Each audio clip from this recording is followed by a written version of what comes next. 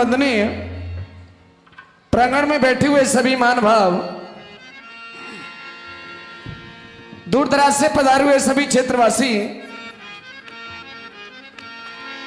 एक बार सभी के श्री चरणों में मेरी ओर से सभी को प्यार भरा नमामि नमस्कार, राम राम साहब। गाना बजाना तो वास्तव में कुछ कोटि की कला है। स्वर के अंदर ईश्वर की वसावट होती है। फिर भी मौका मिला है बालाजी के दरबार में, तो आपकी सेवा में हम भी उपस्थित हैं। सुनेंगे आप लोग।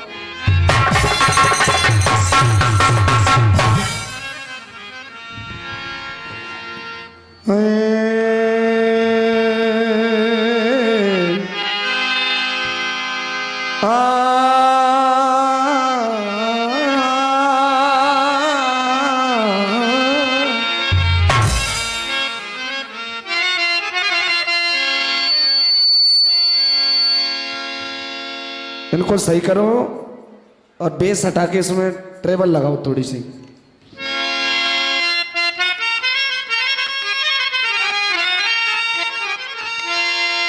कवि ने लिख दिया, ये आज का आदमी, आज का हर मनुष्य ये सोच करके बैठा है कि जो भी कुछ हूं वो मैं हूं। हर आदमी का ये विचार है, लेकिन कवि कह रहा है पगले, किसी ने सोचा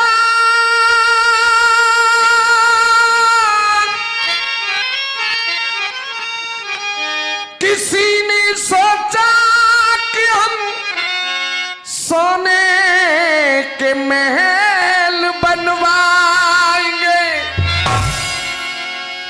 किसी ने सोचा कि हम खुद बादशाह बन, मगर ये किसी ने न सोचा इस जीवन की क्या औकात है। 4 दिन की चांदनी पगले फिर अंधेरी। ये काल रूपी अंधेरी रात्रि होती है। उस अंधेरी रात्रि में हम सबको भटकना पड़ता है। जिकड़ी की शुरुआत कलाकार बंधु साखी से कर रहे हैं, और वास्तव में जिकड़ी की शुरुआत तो साखी से ही होती है। साखी आपने कलाकारों के द्वारा सुनी, बड़ा ही अच्छा आनंद आया। साखी हम भी पेश करेंगे। साखी मेरी आध्यात्मिक होगी। गौर कीजिए साखी क्या बोल रही है।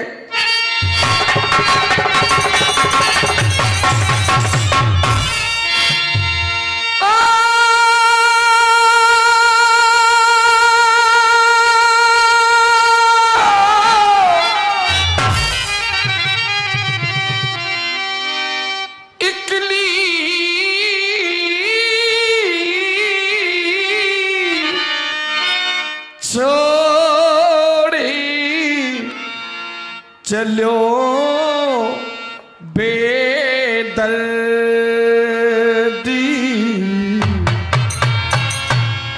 जब ये प्राण इस काया से निकल करके जाते हैं तो ये काया रो रो करके निवेदन कर रही है। और क्या कह रही भैया ओम प्रकाश जी?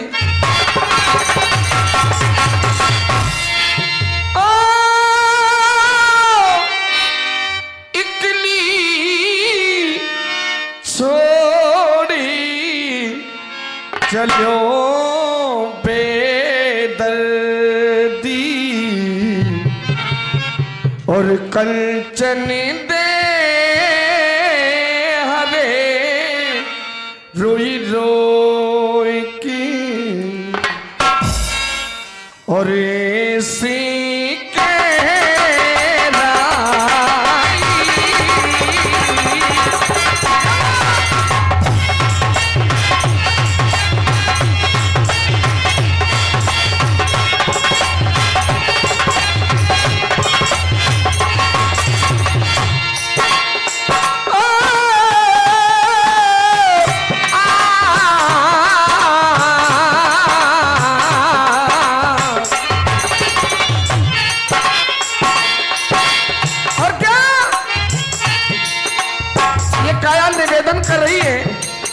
जब ये शरीर से प्राण निकल करके चले जाएंगे तो काया क्या कह रही है?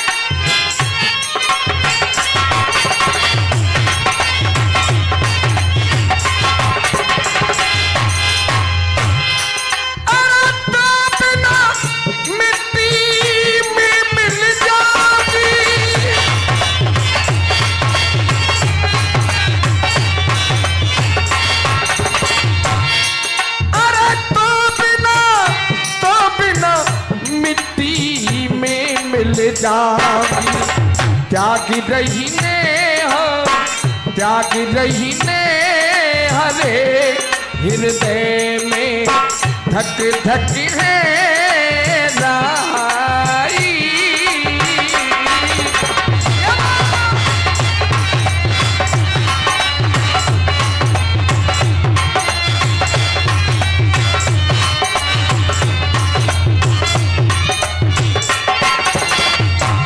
जैसा कि कलाकार बंधु अपने भरतपुर जिले की पहचान आपको दामोदरी रसिया के माध्यम से कराते, एक झलक में भी सुनाऊंगा।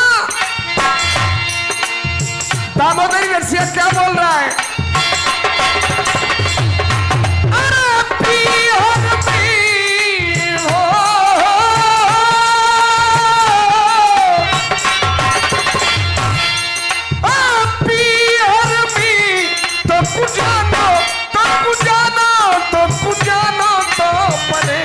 ससुराल हो रहेगी तक की हद में।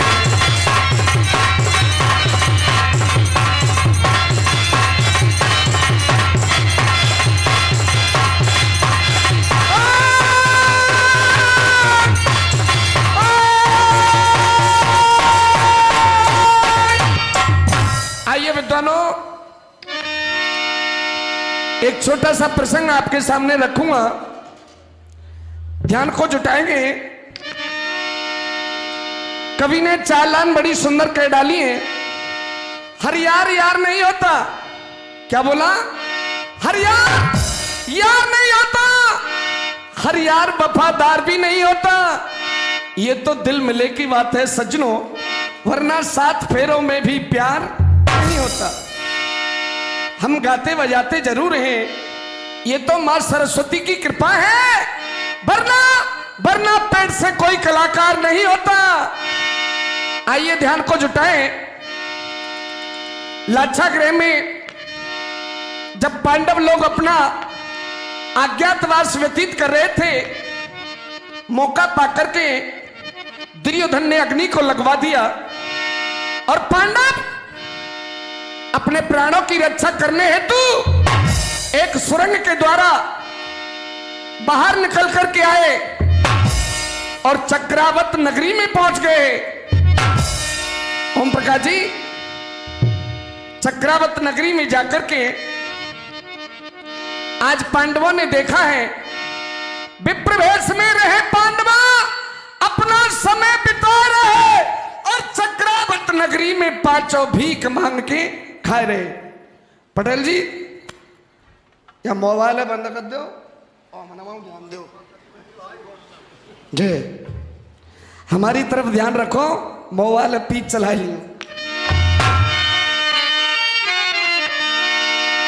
विप्रवेश में रहे पांडवा अपना समय बिता रहे और चक्रावत नगरी में 5 भीख मांग की आ रहे। सुनियो स्वयंवर जब द्रौपदी सुता को जाको भारी मचरा हेला और चल दिए देखवे मेला। 5 पांडवों ने देखा राजा द्रौपदी के यहां स्वयंवर लगा हुआ है, तो उनके मन में एक अभिलाषा जागी कि उस स्वयंवर को हमें भी देखना चाहिए। साथ में माता कुंती है। आदरणीय सज्जनों, आज 5 पांडव माता कुंती को लेकर के आगे की ओर प्रस्थान कर रहे हैं, तो सुनिए हुआ क्या है।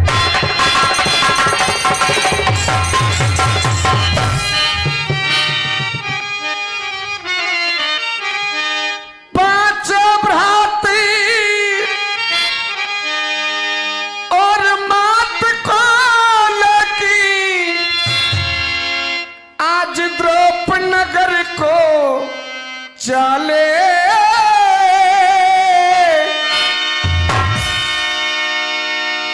एक प्रजापति के घर पे जाके अपने को राधा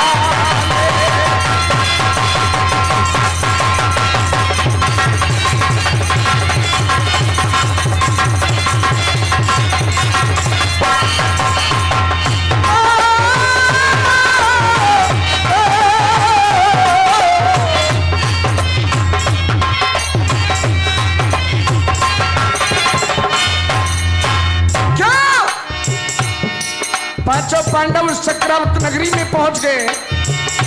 एक प्रजापत के घर पर अपना आसन जमा दिया और क्या देख रहे हैं?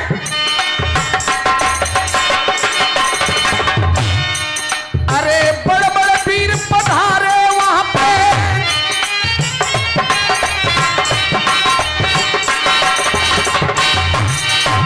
बाबा वीर पधारे वहां पे, एक से एक निराले और हरि के जाने आज द्रौपदी पर कौन के पाले, हरि के जाने आज द्रौपदी।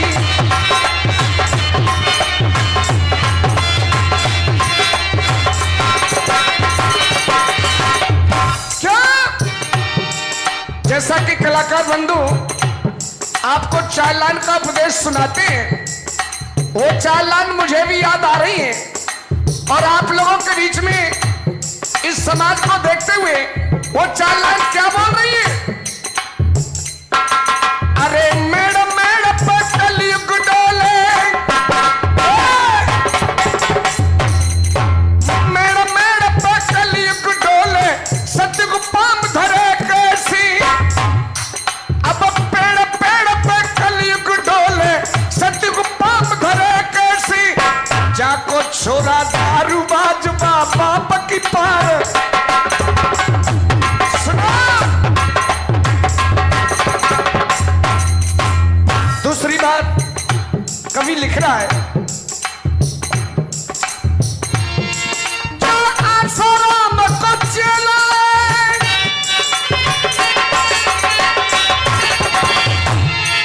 जो आसाराम को चला वो राम को भजन करे कैसी। जो आशा राम को चला है वो राम को भजन करे कैसी।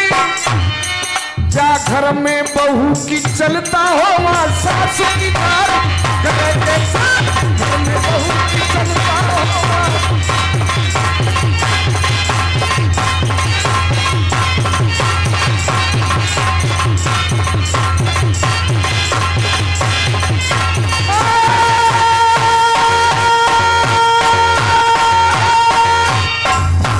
आदरणीय सज्जनों,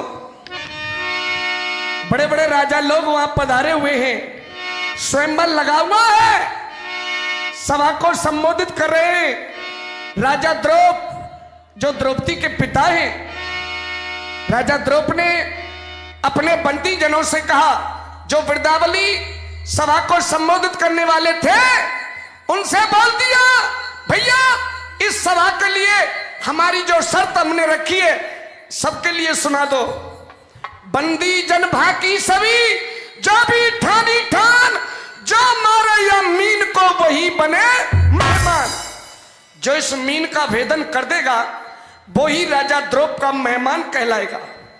लेकिन आदरणीय सज्जनों, बड़ी विचित्र शर्त रख दी है, कोई भी वीर उस मीन को मारने के लिए खड़ा नहीं हो रहा है। भैया एक दूसरे की ओर निहार रहे सभी लोग, बड़े बड़े वीर बड़े बड़े प्रतापी लोग बैठे हैं। किसी की हिम्मत नहीं होती है कि सभा के मध्य में जाकर के मछली का निशाना बना दे। लेकिन उसी समय एक वीर निकल करके आया जिनका नाम है पितामह भीष्म। पितामह भीष्म ने राजा द्रौप से कहा, अरे राजा द्रौप, जैसे तूने अपनी एक शर्त रखी है, जो इस मछली की आंख का भेदन करेगा वो ही तुम्हारा मेहमान बनेगा, तो भैया एक छोटी सी शर्त मेरी भी होगी। मैं इस मीन का भेदन अभी कर दूंगा, लेकिन मेरी छोटी सी शर्त क्या है तो सुनिए आप लोग क्या बोल रहे पितामह भी।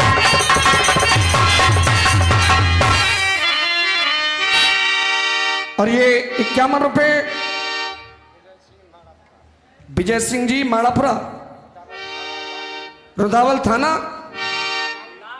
लांगड़ी। वाह,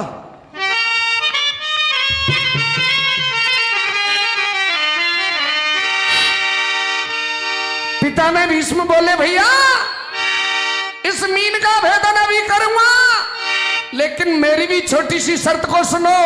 क्या बोले पंडित जी?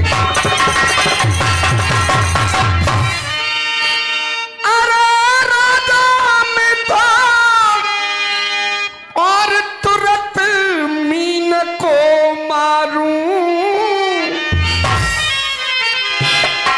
अरे राजा में था आज तुरंत मीन को मारूं, पर संग में नहीं भामरदा, ओ संग में नहीं भामर।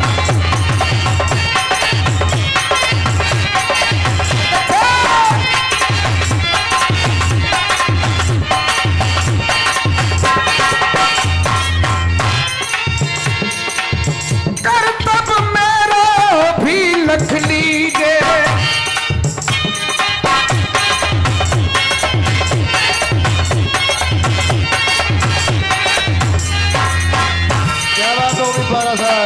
कर्तव्य मेरा भी लख लीजिए, कन्या कुरपत को तुम कीजिए, कन्या कुरपत को तुम कीजिए।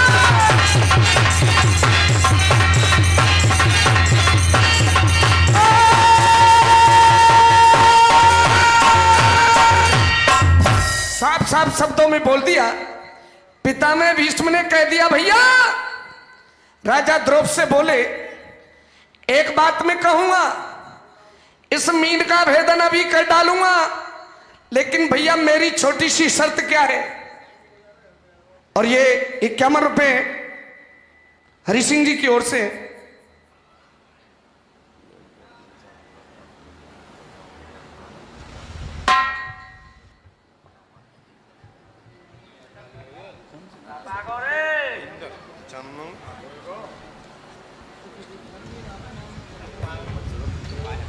और ये 551 रुपए हमारे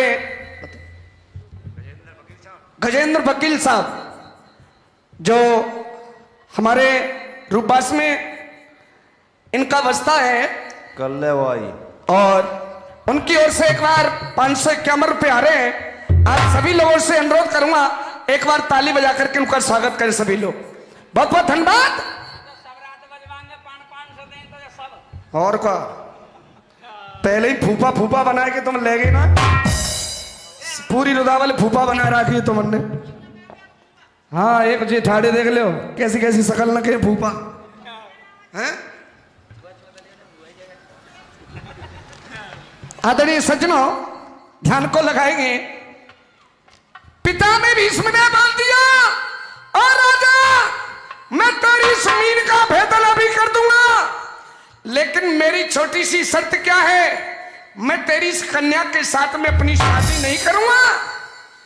एक शर्त दूसरी होगी, ये कन्या तुम्हें दुर्योधन के लिए देनी पड़ेगी। पिता में भीष्म की इन बातों को सुनकर के राजा द्रौपदी अपने आसन से खड़े हो गए और बोले, ओ बाबा बैठ जाओ, ऐसी शर्त यहां नहीं चलेगी। मीन को कोई और मारे, द्रौपदी को कोई और ले जाए, ऐसा नहीं होगा। बैठ जाइए। पिता ने भीष्म को बिठा दिया। पूरी सभा अचंभित हो गई। सभा के अंदर कोई भी रब निकलने को तैयार नहीं है। एक दूसरे की ओर निहार रहे सभी लोग। आदरणीय सज्जनों, तभी एक और वीर खड़ा हुआ। सुनिए अगला वीर कौन आया निकल के। भैया ओम प्रकाश जी।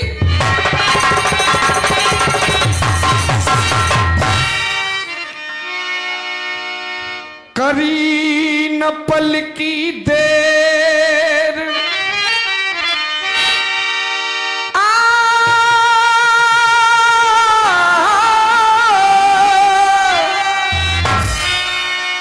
करी न पल की देर, फिर द्रोण ने धनुष उठायो है।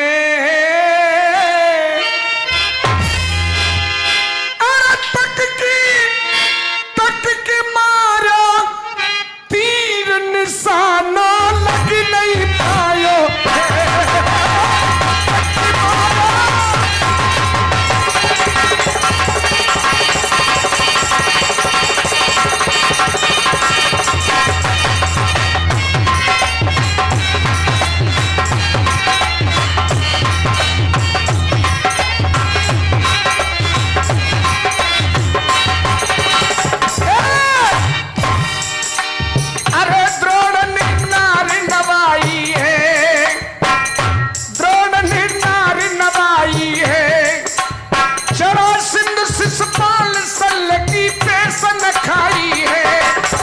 ए भैया बहुत अच्छे।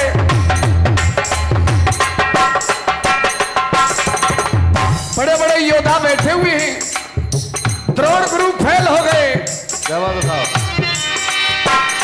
द्रोण ने नार नवाई है, जरासंध शिषपाल सल की पेशन खाई है।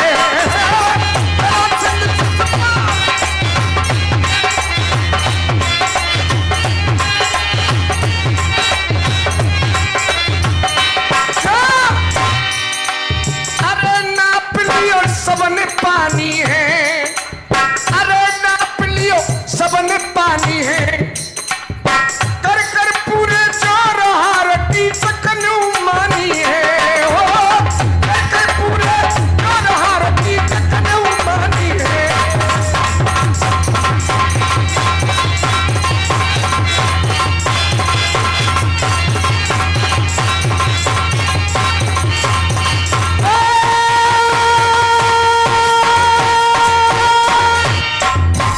आदरणीय विद्वानों, द्रोण गुरु भी फेल हो गए। सभा में शर्मिंदा होकर के द्रोण गुरु को बैठना पड़ा। बड़ा बड़ा वीर बैठे हुए हैं, किसी की हिम्मत नहीं होती कि हम वहां जाकर के मछली का निशाना बना दें। अब तो पूरी सभा शांत बैठी है, सब एक दूसरे को निहार रहे हैं कि अब कौन जाने वाला है। ओम प्रकाश जी, अब किसी की हिम्मत नहीं हुई, अंत में एक और वीर निकल करके आ रहा है। तो सुनिए वो वीर कौन सा है, उड़ान के माध्यम से क्या हुआ भैया। ओ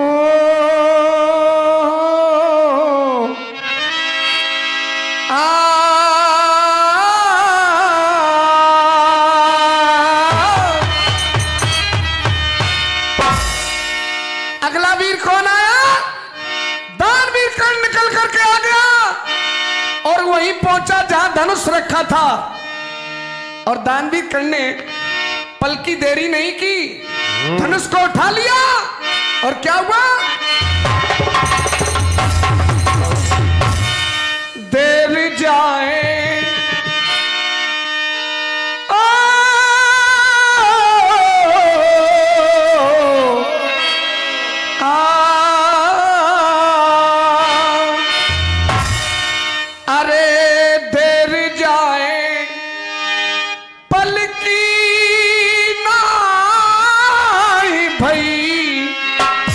धनुष की जाने और डोरी खींच गई, तेरी जाए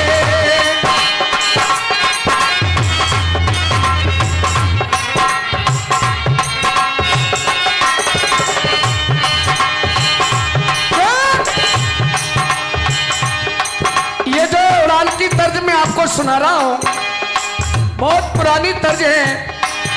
और यहाँ तो ये संगीत का क्षेत्र है, रुदावल क्षेत्र। यहाँ तो बड़े बड़े अच्छे अच्छे कलाकार यहाँ विराजमान हैं। हम तो कोशिश करने में लगे हुए हैं भैया। बहुत पुरानी तर्ज है, जरा धीमे सुने करो पहले। ये तर्ज सर्वप्रथम एक बम्बई के बहुत बड़े मशहूर कलाकार ने गाई थी। उनका नाम था रविंद्र जैन। वो इस दुनिया में नहीं रहे बेचारे। टीवी सीरियल पर जब रामायण आती थी तो रामायण के अंदर उन्होंने गीत गाया था। क्या गाया, ओ मैया तेने हथीली तेने, अरे निगोड़ी तेने प्रार्थनी बन में, ओ राम सिया तेज देरी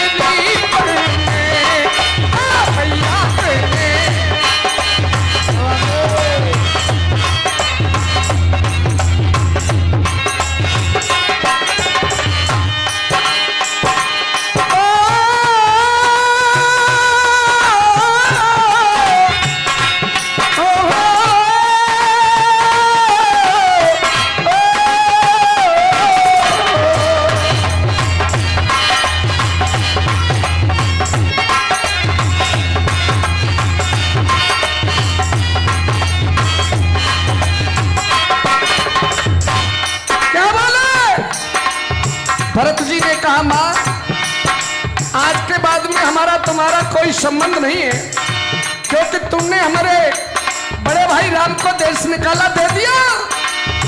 यद्यपि भरती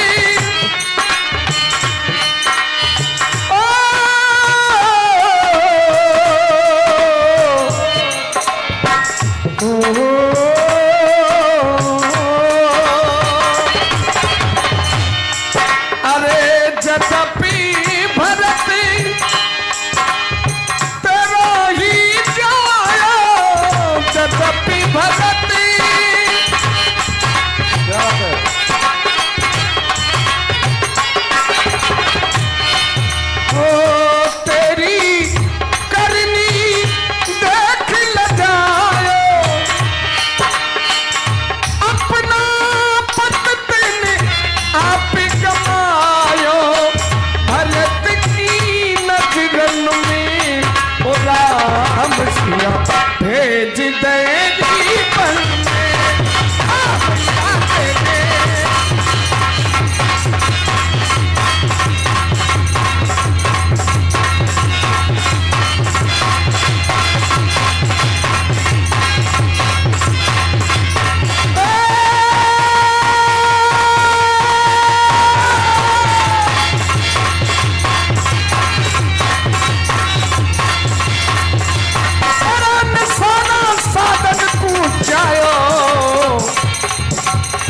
मैं ना शादी करूं बचन द्रौपद ने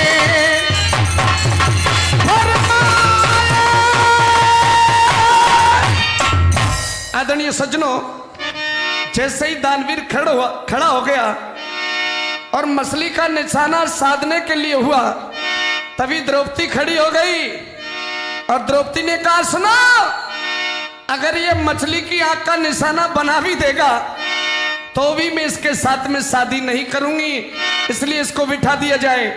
ये मेरी कड़ी का समापन है। अब आइए एक छोटा सा गीत पेश करूंगा और गीत के माध्यम से ये बतलाऊंगा हमारे भारत देश में कैसी कैसी वीरांगनाएं हो गई, कैसी कैसी पतिव्रताएं हो गई। एक पतिव्रता की कहानी मैं आपको सुनाऊंगा। आप सभी लोग जानते हैं, एक पतिव्रता नारी हुई जिसका नाम था सावित्री, जो यमराज से अपने पति के प्राणों को छुड़ा करके ले आई। सत्यवान के प्राणों को लेकर के जब यमराज जाने लगे तो सावित्री भी उनके पीछे पीछे जा रही है। ओम प्रकाश जी, धर्मराज ने देखा संसार का कोई आदमी आज तक मेरे पीछे नहीं आया, ये पीछे आने वाली कौन है। पीछे की ओर मुड़कर के देखा तो सावित्री चली आ रही है। भैया, धर्मराज ने बहुत समझाया लेकिन अपनी ओर से जवाब दे रहे हैं। और बॉम्बे वालों ने बड़ी प्यारी सी धुन भेजी है आपके लिए, सुनिए वो धुन क्या बोल रही है।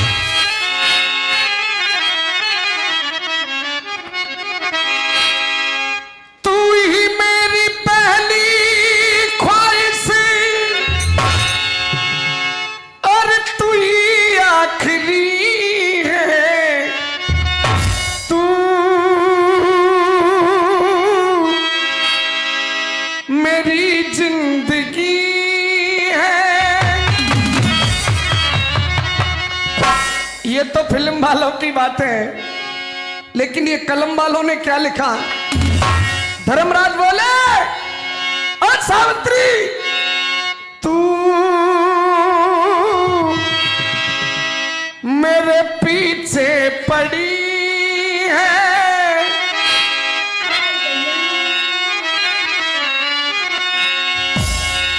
तू क्यों मेरे पीछे पड़ी है, इसके जीने की निकली, ओ इसके जीने की निकली आज अंतिम घड़ी है, तू मेरे पीछे पड़ी है, पीछे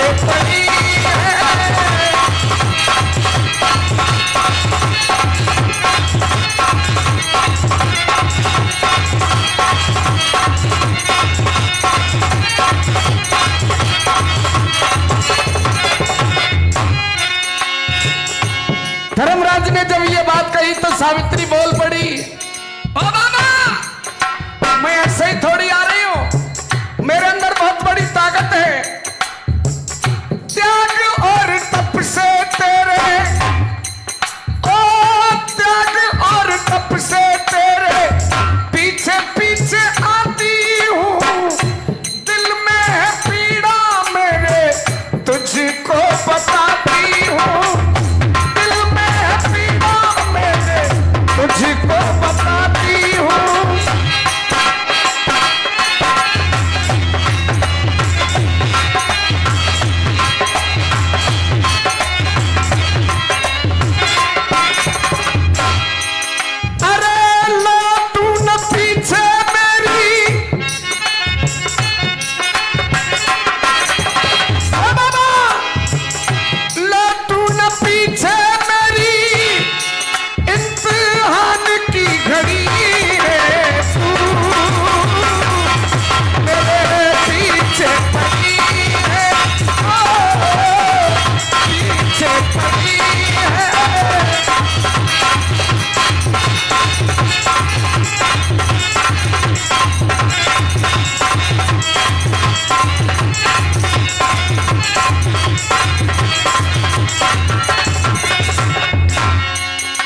धर्मराज ने कहा बेटी अब मैं समझ गया तेरे अंदर त्याग और तप का बल है, लेकिन एक बात कहूं, योग दृष्टि से देखा धर्मराज ने तो सारी कहानी समझा रहे सावित्री के लिए। और क्या बोल रहे भैया,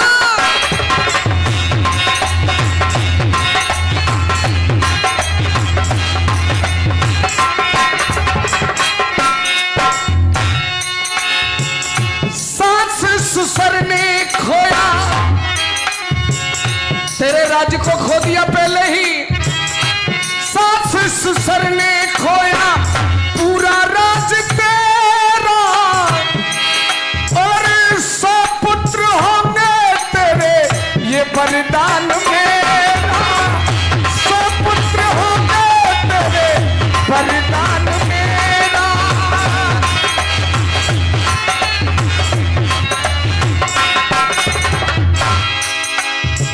मैंने तुझे आशीर्वाद दे दिया तेरे 100 पुत्र होंगे, लेकिन एक काम तुझे करना पड़ेगा। क्या? वापिस चली जा बेटी,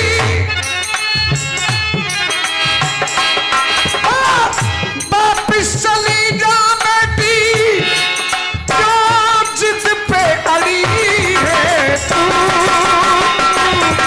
मेरे पीछे पड़ी है, पीछे पड़ी है।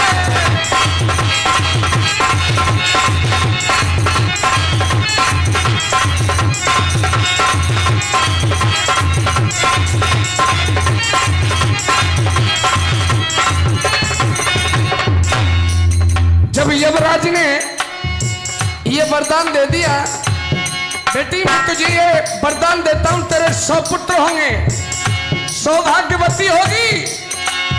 सोई सावित्री के दिमाग में ख्याल आ गया, ओ बाबा आप झूठ भी बोलते हो, 100 पुत्र होंगे मेरे, अरे 100 पुत्र होंगे मेरे, हाँ 100 पुत्र होंगे मेरे। कैसा ये नजारा है, साथ में जो लेके जाते वो पति हमारा है, साथ में तुम लेके जाते पति तो हमारा है।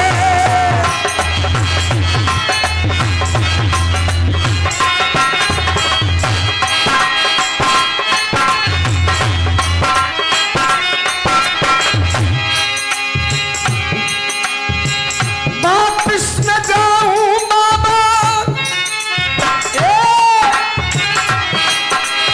बताइए वापिस कैसे चली जाऊंगी? और आपने मुझे 100 पुत्र होने का वरदान जो दिया है, और मेरे पति को अपने साथ में लेकर के जा रहे हो। वापिस न जाऊं बाबा, सर पे मुश्किल अड़ी है तू, मेरे पीछे पड़ी